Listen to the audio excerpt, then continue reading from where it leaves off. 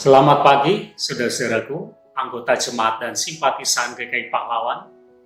Diberkatilah hidup kita oleh Tuhan senantiasa. Ketika kita selalu ada di dalam Tuhan, maka berkat itu selalu mengalir dalam hidup kita.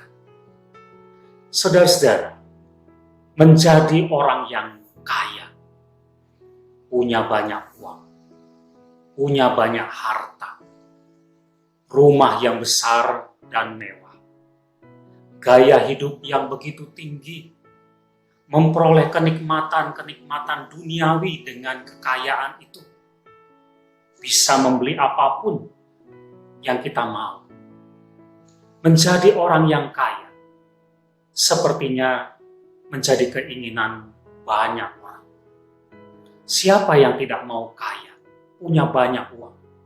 Dia bisa menikmati kehidupannya.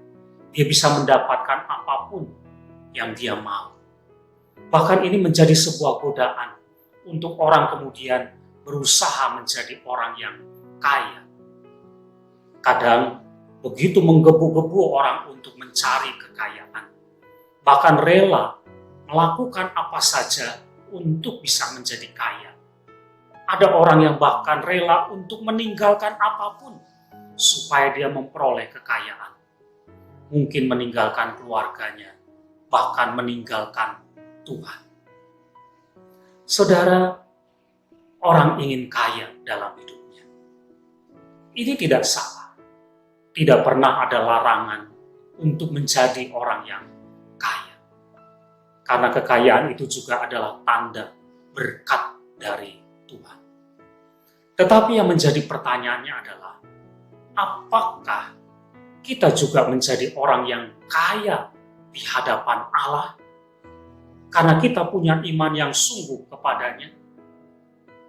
Apakah kita menggebu-gebu untuk menjadi orang yang kaya di hadapan Allah seperti kita menggebu-gebu untuk mendapatkan kekayaan di dunia ini?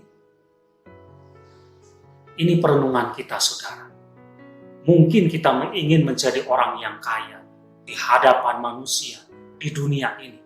Tetapi apakah kita mau juga menjadi orang yang kaya di hadapan Allah? Saudara, firman Tuhan yang tertulis di dalam Injil Lukas pasal 12, mulai ayat 13, ada kisah tentang seorang yang kaya. Hartanya berlimpah-limpah, bahkan terus bertambah.